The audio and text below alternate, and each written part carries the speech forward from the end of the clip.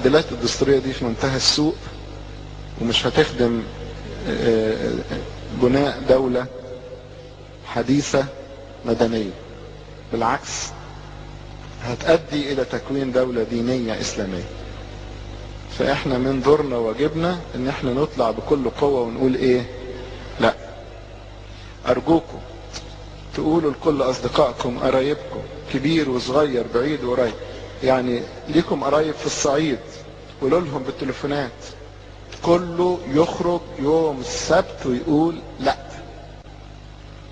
خدين بالكم احنا عددنا مش قليل، هيبقى قليل لو قاعدين في البيت.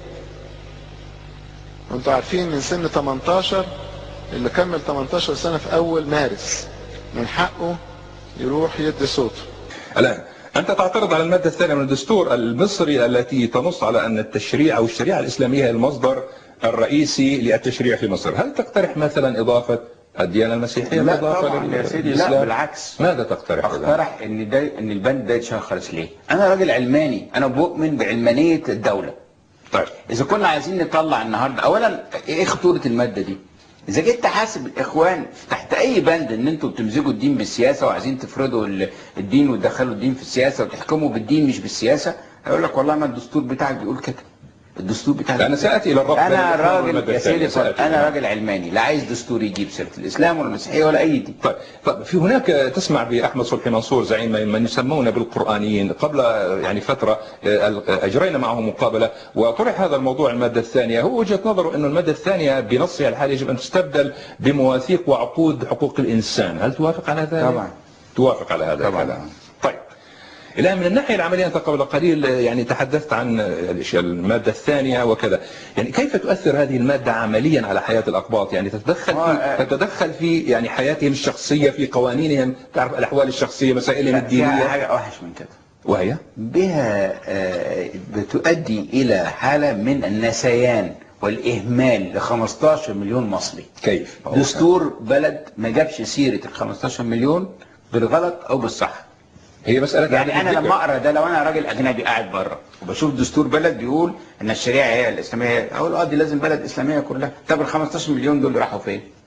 في حال وصول التيارات الإسلامية إلى أغلبية برلمانية في الانتخابات القادمة بيطلبوا الحماية الدولية للمسيحيين في مصر، وال3 مليون توقيع بالاسماء وارقام البطايق والتوقيعات. وانا قلت الكلام ده بقالي 15 يوم بقول فيه، وللاسف وسائل الاعلام بتاعتنا ما حدش خد مني، والكل بيقول لك ده توفيق عكاشة من الفلول وبيقعد يألف لنا موضوعات عشان يخوف الرأي العام، اما هذا فهو كذب. اتفضل حضرتك.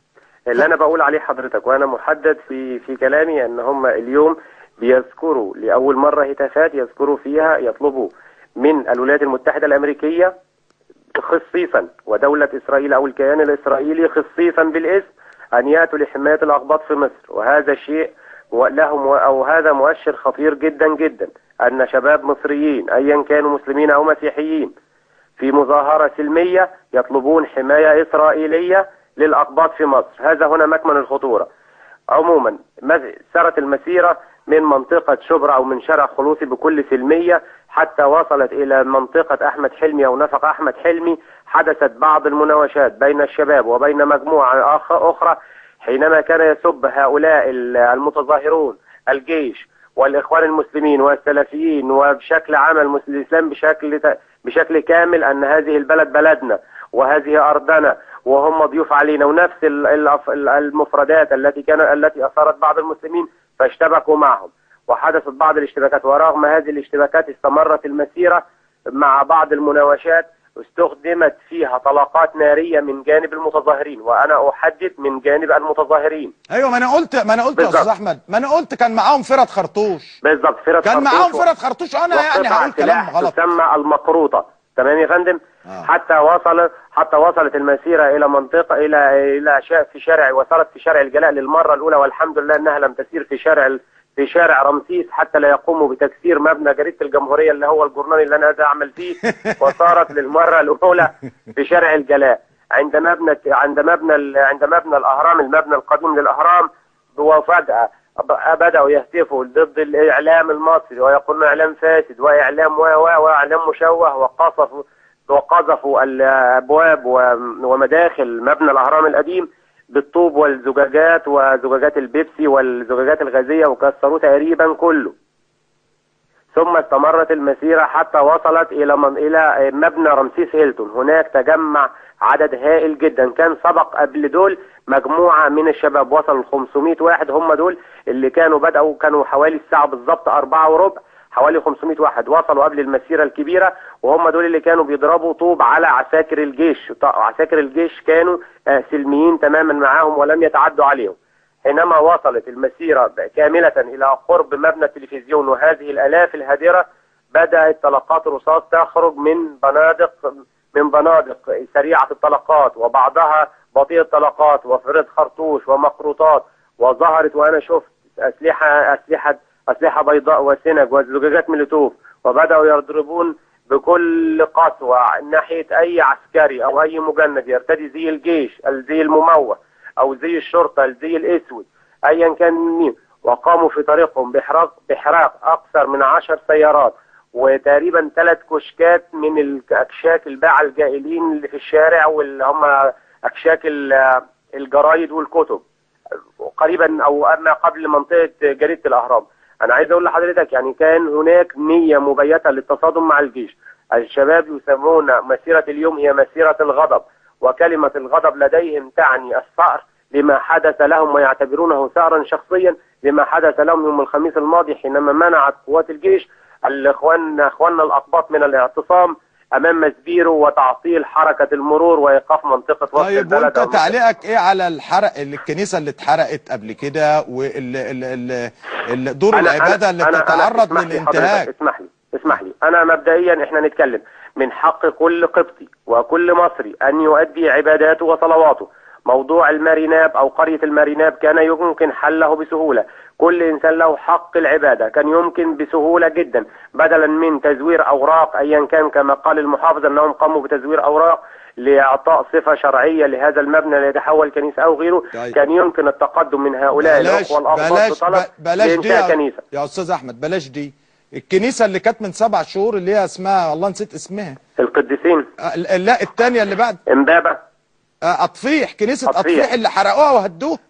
يا سيد الفاضل هناك التباسات كثيرة جدا. أنا رحت قرية أطفيح أكثر من 3 مرات. قرية أطفيح قرية كبيرة جدا، عدد سكانها يتعدى أكثر من 50,000 أو 60,000.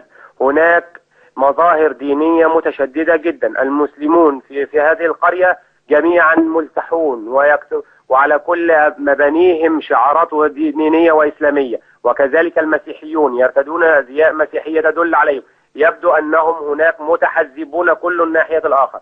وما حدث وما قيل لنا بشكل شخصي من بعض الأفراد المسلمين هناك حينما زار شيخ الأزهر أنهم دخلوا حينما كانوا يطاردون أحد الشباب المسيحي الذي اعتدى على فتاة مسلمة أو وقعها مواقعة غير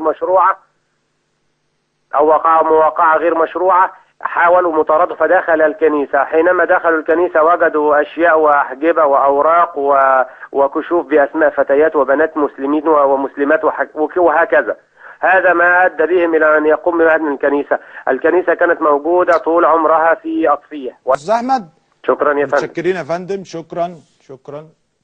الحقيقة أعزائي المشاهدين كما نتابع على الهواء مباشرة ما زالت الأحداث تتوالى قدام حضراتكم. احنا مقدمين لحضراتكم كل الصور اللي بتتذاع سواء كانت في قناة النيل ولا في قناة الجزيرة ولا في قناة العربية، علشان ما حدش يجي يقول ده قناة الفراعين زعت من هنا وسابت هنا. لا، كله قدامكم. الجزيرة طبعا عندها الكاميرا بتاعتها اللي حطها في البلكونة اهي، جايبة مطلع الكوبري بتاع اكتوبر بس. العربية جايبة الحتة اللي قدامها وعمالة تعيد اهي، بتعيد المشهد اللي انا حكيت لحضراتكم عليه.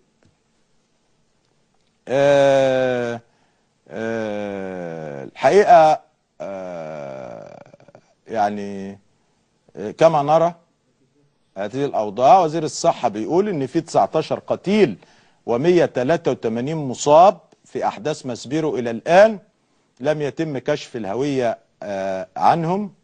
الجزيرة طبعا بتقول مواجهات دامية بين الجيش المصري والأقباط أمام مبنى التلفزيون. في معانا الأستاذ محمود سعيد. مساء الخير يا أستاذ محمود، شاهد عيان. الو، السلام عليكم. عليكم السلام ورحمة الله وبركاته.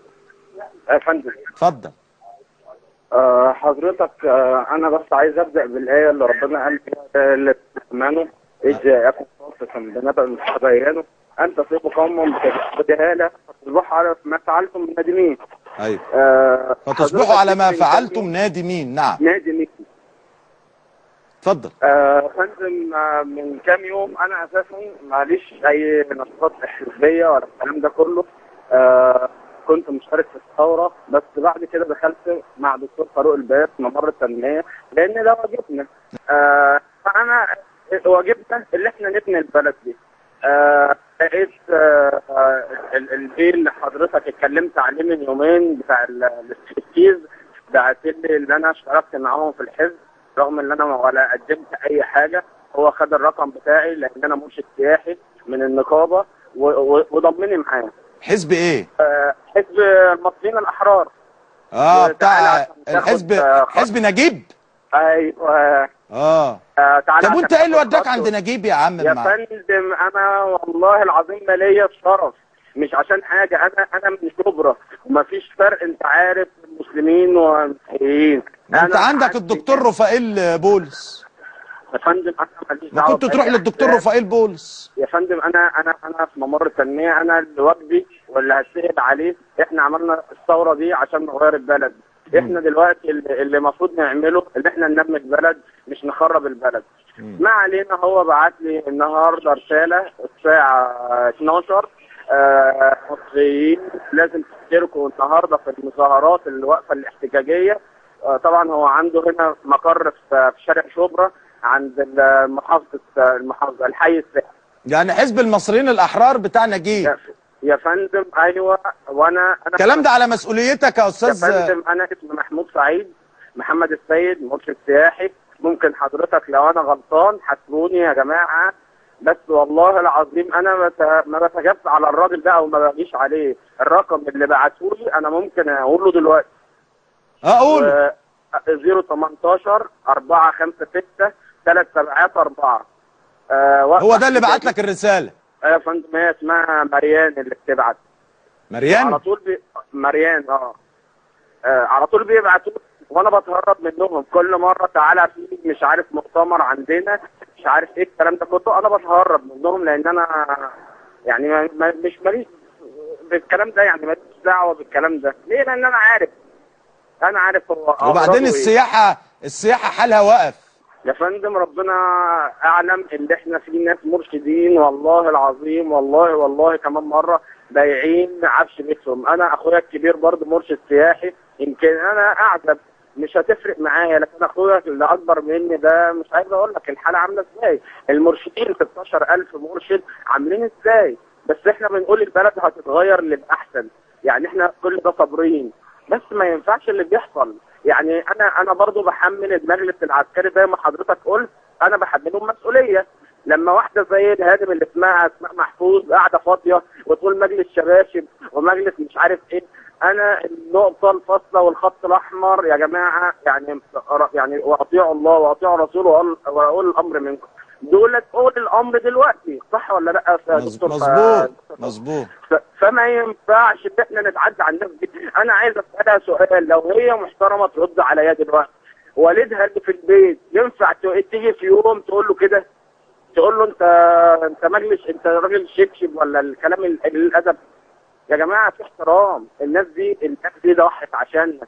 انا امبارح جاي من المكتب بتاعي من العبور، في شخص قبطي اتكلمنا على موضوع كده، فجيت موضوع قال لي انا قبطي ويا رب يولعوا مش عارف ايه. قلت له على فكره ما فيش الكلام ده، واحنا طول عمرنا متربيين مع بعض.